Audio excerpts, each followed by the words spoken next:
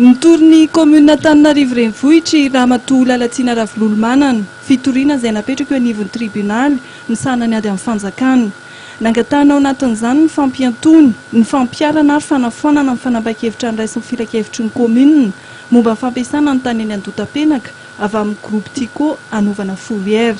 Raha manana olana ny tanàna amin'ny tany ametrahana ny tomobile ho atao gazana fa tsy manara-dalàna dia tokony mampiasa ny lalàna 2015-051 du 3 février 2016 ty mahakasika ny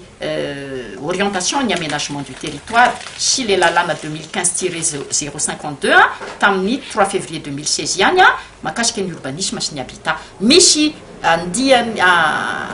article maromaro ahafahan'ny commune urbaine Antananarivo mihitsy mifampiraharaha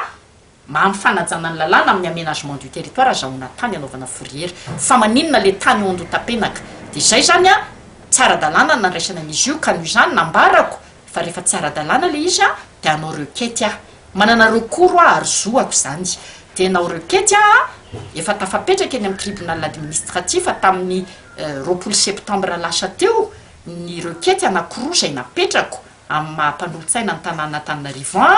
dia ny requête voalohany mahakasika ny fangatahana ny fampiatona ny fampiarana an'io délibération io fampiatona zany hoe ny délibération raisinay mantsy dia tonga dia miatra avy hatrany le ataontsika hoe exécutoire de plein droit ary rehefa napiarina izy io ny oety Ngaravalomana teny Andotapenaka dia natonga ny reny ataontsika hoe savorovoro nefara tamin'ny famakinana nosopatrana nanagazana le camion ny présidence zany natetika asan'ny présidence nanamafy ny tsy fanekeny ny fitsabahan'ny filoha nasionalin'ny TIM Andriamatoa Marc Ravalomanana amin'ny raharaha anatin'ny commune Ramatoa Lalatsina Ravololomanana. Saripady sady masina ny fitantanana andraraham-bahoaka ka tsy tokony mihitsy hiditra nelanelan'ny ady lahy eo amin'ny groupe Tico sy Ngaravalomana ary ny fitondrana foibe ny olom-boafidy eto amin'ny tanàna Antananarivo. Zay ny fandre ary za koa dia mandà mihitsy mitsipaka ny hoe ho atao fitaovana politika ny tanàna Antananarivo anomanana ny fifidianana amin'ny 2024 satria zany mantsy anisan'ambara taminay ao anaty fivorianay mpanolo-tsaina hoe efa laza izy fa ilatsaka amin'ny 2018 izy président national ny TIM ka image ny tia Antananarivo ty dia tsy maintsy mirotsaka izy zany